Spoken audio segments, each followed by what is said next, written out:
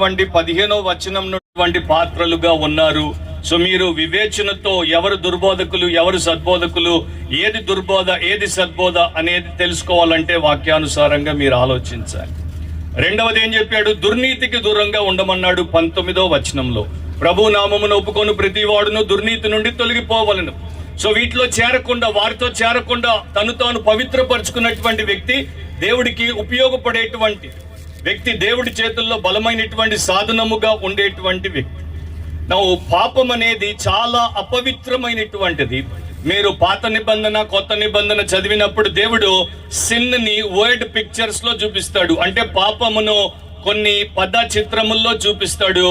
ఉదాహరణకి ఒక చోట పాపము వాంతితో పోల్చబడింది, మరొక చోట పాపము కుళ్ళుతో పోల్చబడింది, ఇంకొక చోట పాపము స్రవించే పుండుతో పోల్చబడింది. అండ్ ఇక్కడ పాపము 2 పేతురు 2వ అధ్యాయం ప్రకారము పంది దొర్లేటువంటి బురదతో పోల్చబడింది.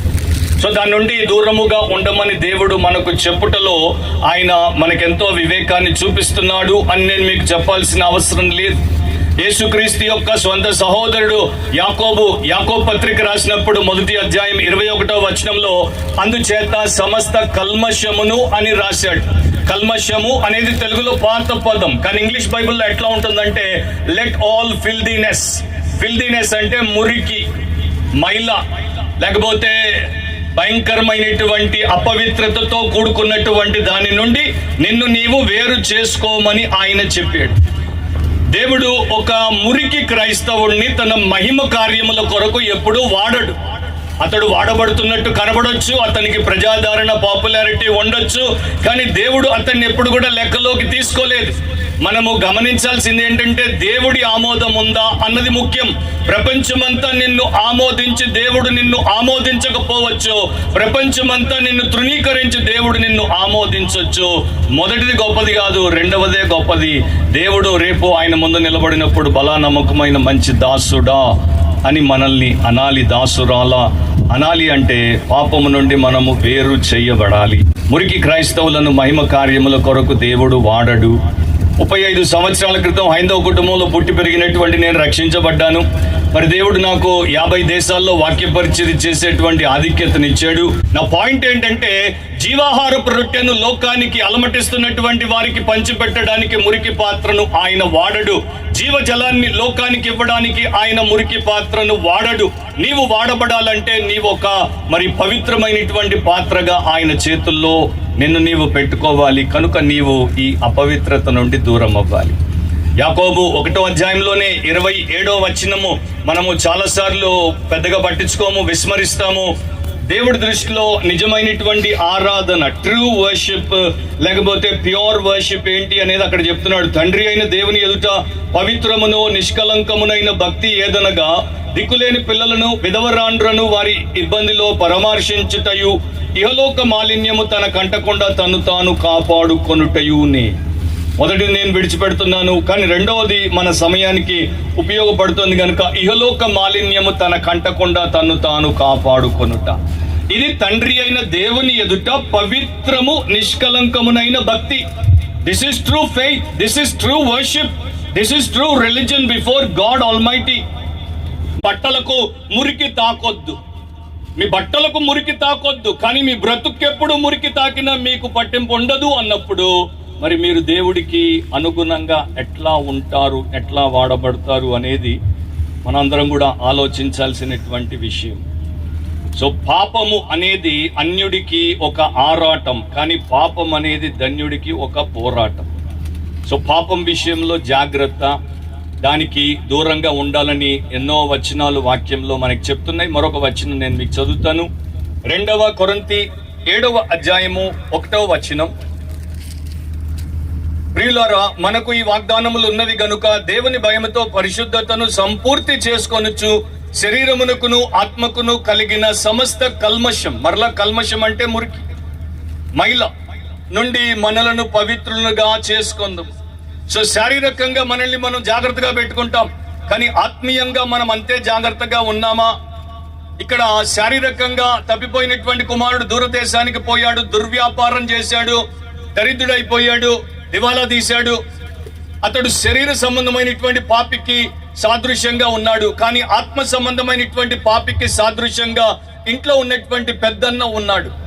ఇతడి ఆత్మలో గర్వం ఉంది, ఇతడి ఆత్మలో మదం ఉంది, ఇతడి ఆత్మలో స్వనీతి ఉంది, ఇతడి ఆత్మలో మరి దురాశ ఉంది, అన్నీ ఉన్నాయి. సో అట్లా రెండు రకాల పాపులను దేవుడు మనకి చూపించాడు. మొదటి పాపి మారుమనసు పొంది వెనక్కి వచ్చాడు, రెండో పాపి బయటికి గెంటి వేయబడ్డాడు. ఆ రెండు స్థితుల్లో మనము ఉండకూడదు. పాపము నుండి, అపవిత్రమైనటువంటి వాటి నుండి మనము వేరు చేయబడాలి.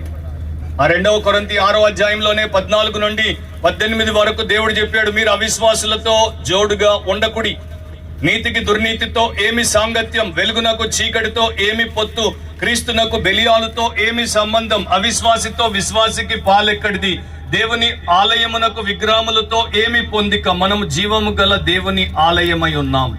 అందుకు దేవుడు ఇలాగు సెలవిచ్చుచున్నాడు, నేను వారిలో నివసించి సంచరింతును, నేను వారి దేవుడనై ఉందును, వారు నా ప్రజలై ఉందురు. కావున మీరు వారి మధ్య నుండి బయలు వెడలి ప్రత్యేకముగా ఉండుడి, అపవిత్రమైన దానిని ముట్టకుడని ప్రభువు చెప్పుచున్నాడు. మరియు నేను మిమ్మల్ని చేర్చుకొందును, మీకు తండ్రినై ఉందును, మీరు నాకు కుమారులను కుమార్తెలనై ఉందురని సర్వశక్తి గల ప్రభువు చెప్పుచున్నాడు. సో నా ప్రియ సహోదరి సహోదరులారా, అబ్రహామును ఊర్ అనేటువంటి ప్రాంతం నుండి దేవుడు బయటికి పిలిచాడు. లోతును సొదొమ గొమొర్రా నుండి దేవుడు బయటికి పిలిచాడు. మోషేను ఐగుప్తులో నుండి దేవుడు బయటికి తెచ్చాడు. అదే ప్రకారం నిన్ను నన్ను మన పాపాల్లో నుండి దేవుడు యేసుక్రీస్తు ద్వారా బయటికి తీసుకొని వచ్చాడు. సో మనము అట్లా బయటికి వచ్చినటువంటి వారము ఆయనకి దగ్గరగా, ఈ అపవిత్రతకు దూరంగా ఉండాలి. మెదడులో బుద్ధి లేదు, బైబిల్ బుద్ధి లేదు. అట్లా చాలా కుటుంబాలు కూలిపోవడం నేను చూశాను. తిమోతికి ఏం చెప్తున్నాడు? తిమోతి అనే పేరుకు ఘనత అని అర్థము, ఆనరబుల్ అని అర్థము. సో ఆయన దేవుడి చేతుల్లో ఘనముగా వాడబడ్డాడు. అట్లాంటి తిమోతికే అపోస్తులైన పౌలు చెప్పాడు, ప్రభు నామమును ఒప్పుకొని ప్రతి వాడును దుర్నీతి నుండి తొలగిపోవాలను. మనం ఎప్పుడు అనుకోకూడదు బైబిల్ చదివినప్పుడు నేను పరిశుద్ధుడను పరిశుద్ధురాలను అని. మనం ఎప్పుడు ఎట్లా అప్రోచ్ అవ్వాలంటే, మనము ఉదయం లేవగానే అద్దం ముందుకు వచ్చినప్పుడు నేను శుభ్రంగా ఉన్నాను అని రాము. రాత్రంతా మనం పడుకుంటాం, ఆటోమేటికలీ ఉదయం లేచేసరికి మన నోరులో పాచ్ వచ్చేస్తుంది, మన కంట్లో పుసొచ్చేస్తుంది. నీవు ఎంతో మంచిగా నీ యొక్క ఫిజిక్ ని, నీ యొక్క బ్యూటీని మేనేజ్ చేసినా కూడా ఇది శరీర సంబంధమైనటువంటి ప్రక్రియ. సో ఉదయానికి అవి రెండు వచ్చేస్తాయి. సో నువ్వు అద్దం ముందుకు వచ్చినప్పుడు వాటిని రెండింటిని సరి చేసుకోవడానికి నీకు అవకాశం. అట్లాగే ఈ యొక్క గ్రంథము అద్దము గనుక మన ఆత్మలో ఉన్నటువంటి వాటిని చూపిస్తుంది గనుక మనం పరిశుద్ధపరచబడుతూ ఉంటే ప్రభు చేతుల్లో ప్రయోజనకరముగా ఉంటాం. సో మొదటి పాయింట్ అది. అలెగ్జాండర్ ద గ్రేట్, ఆయన దగ్గరకు ఒక సైనికుడిని తీసుకుని వచ్చారు.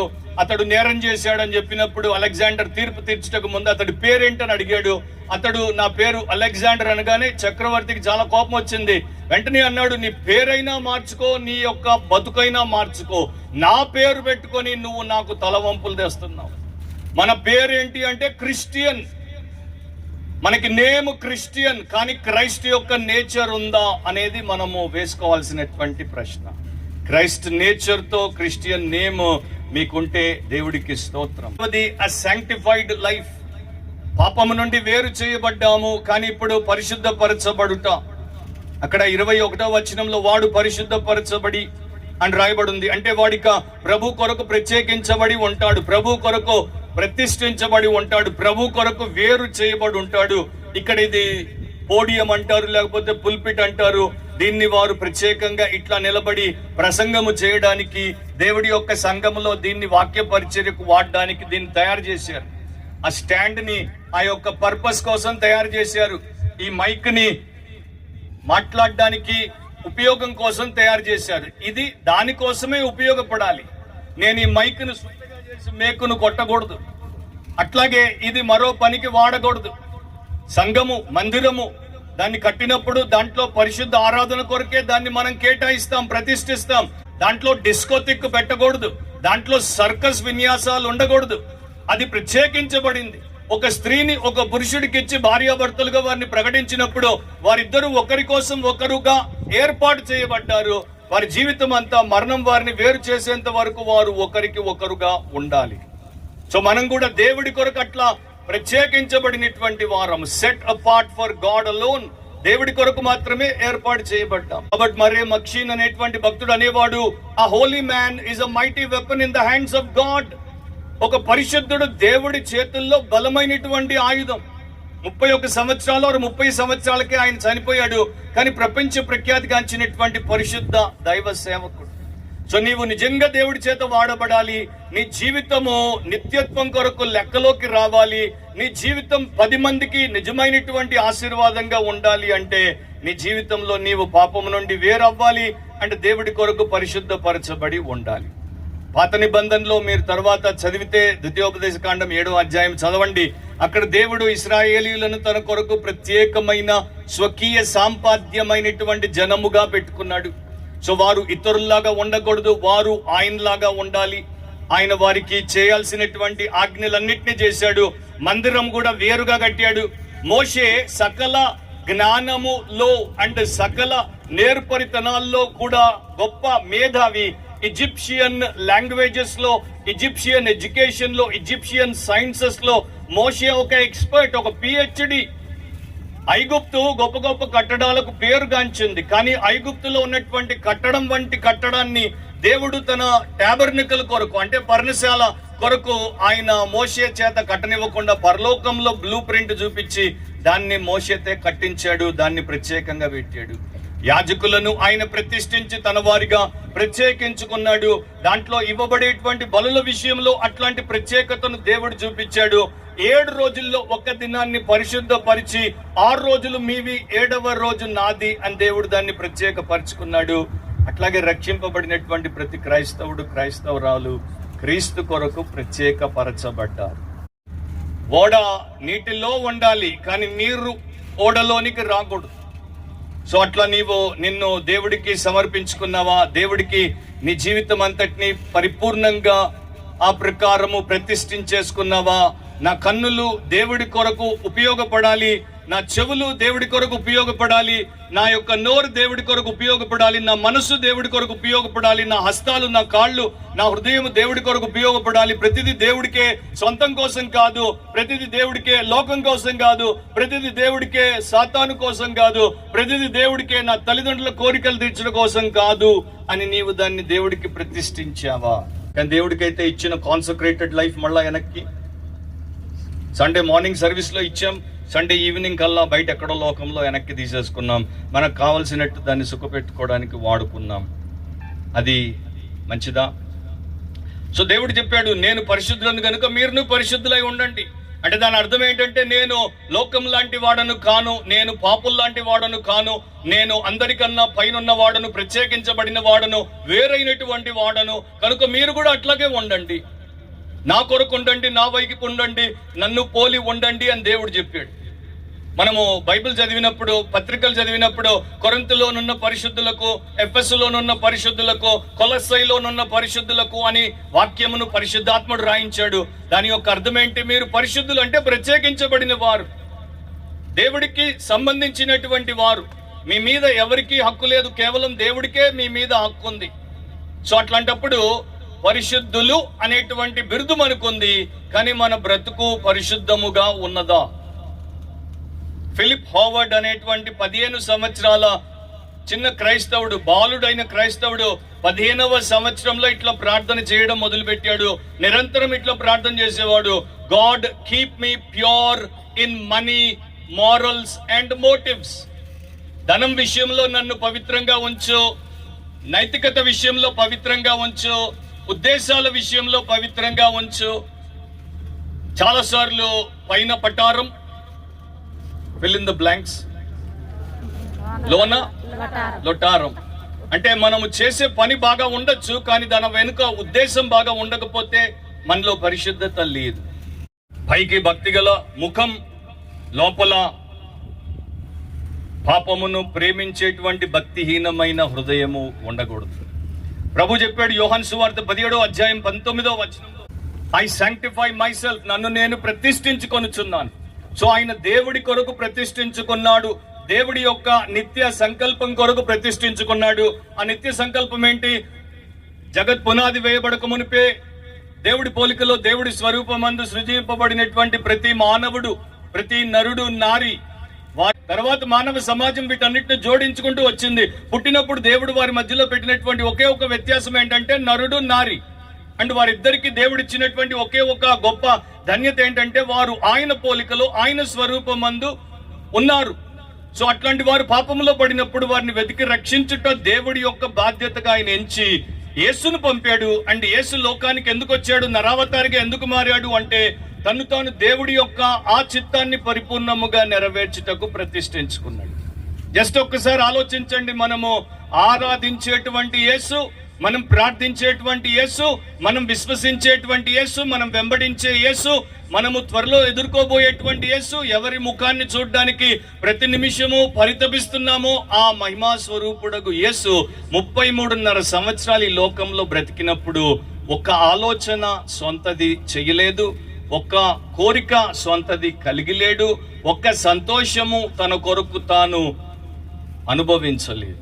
దేవుడి చిత్తమే మొదటి శ్వాస నుండి చివరి శ్వాస విడిచి తండ్రి నీ చేతికి నా ఆత్మను అప్పగించుచున్నాను అన్నంత వరకు కూడా దేవుడి చిత్తానికి ఆయన లోబడిపోయినప్పుడు ఆయనలాగా ఉండడానికి మనం పిలువబడ్డాము. కనుక మనము అట్లా ప్రతిష్ఠించబడ్డామా? అట్లాంటి పరిశుద్ధత మనకుందా? రక్షించబడతావు, but constant gaze on Christ will sanctify. కానీ క్రీస్తు వైపు తదేకము చూస్తూ ఉంటే రూపాంతరపరచబడతాం. సో నా ప్రియ సహోదరి సహోదరులారా, ఈ రోజున మనకి క్రీస్తును చూడడం అవసరం. ప్రపంచంలో సెలబ్రిటీలు మనల్ని రూపాంతరపరచరు. రేపు మనం ఎదుర్కొన్నప్పుడు ఆ సెలబ్రిటీలు ఎవరు కూడా మన ముందు ఉండరు. మన సేవియర్, మన క్రియేటర్, మన సస్టైనర్, మన శాంక్టిఫైయర్, మన పర్ఫెక్టర్, మన ప్యూరిఫైయర్, మన ప్రొవైడర్ అండ్ మన గ్రేట్ గాడ్ జీసస్ క్రైస్ట్ మనకి ముఖ్యం. కనుక ఎవ్రీడే ఆయన్ని, ఆయన యొక్క వాక్యమైన దేవుడిని వాక్యంలో మీరు ముఖ దర్శనం చేసుకుంటే మీరు ఎంత పరిశుద్ధపరచబడతారో నేను మీకు చెప్పాను. ఆ స్పిరిట్ ఫిల్డ్ లైఫ్ చేసుకోండి, అప్పుడు దేవుడు మిమ్మల్ని విస్తృతంగా వాడుకుంటాడు. ఫిల్డ్ లైఫ్ ఆత్మ పూర్ణమైనటువంటి జీవితం, పరిశుద్ధాత్మ చేత నింపబడి జీవించేటువంటి జీవితాన్ని దేవుడు మీకు అనుగ్రహిస్తాడు. ఒక భక్తుడు ఇట్లా అన్నాడు, దేవుడు దేన్నైతే ఎంపిక చేసుకుంటాడో దేవుడు దాన్ని శుద్ధి చేస్తాడు, దేవుడు దేన్నైతే శుద్ధి చేస్తాడో దేవుడు దాన్ని మలుస్తాడు, దేవుడు దేన్నైతే మలుస్తాడో దేవుడు దాన్ని నింపుతాడు, అంటే దేవుడు దేన్నైతే నింపుతాడో దేవుడు దాన్నే వాడుతాడు. దేంతో నింపుతాడు? పరిశుద్ధాత్మతో నింపుతాడు. సో పరిశుద్ధాత్మతో నింపబడినప్పుడు మనం ఎంతగా వాడబడతామో నేను మీకు చెప్పలేను. మనందరి ఆత్మ రక్షించబడాలి, మనందరము దేవుడి సంబంధులముగా ముద్రింపబడాలి. సో మనందరిని కూడా క్రాస్ దగ్గరికి తీసుకుని వస్తాడు, అది ఫస్ట్ స్టెప్. సెకండ్, మనందరిని కూడా థ్రోన్ దగ్గరికి తీసుకెళ్తాడు, సింహాసనం దగ్గరికి తీసుకెళ్తాడు. హెబ్రీ 4:16 ప్రకారం కృపాసనము దగ్గర సమయోచితమైనటువంటి సహాయం పొందడానికి, మనకు కృపను ఆయన అనుగ్రహించడానికి. సో సిలువ దగ్గర మనము రక్షించబడతాం, సింహాసనం దగ్గర ప్రతినిత్యం వస్తూ పోతూ ఉంటే రూపాంతరపరచబడతాం. ఆ తర్వాతే మనల్ని, సోదరి సోదరుడా, మీరు ఎవరైనా పర్వాలేదు, మీ యొక్క విద్యార్హతలు ఏవైనా పర్వాలేదు, మీ బ్యాక్గ్రౌండ్ ఏదైనా పర్వాలేదు, మీకు లోకం ఎక్కువ తెలుసా తక్కువ తెలుసా అదేది ముఖ్యం కాదు.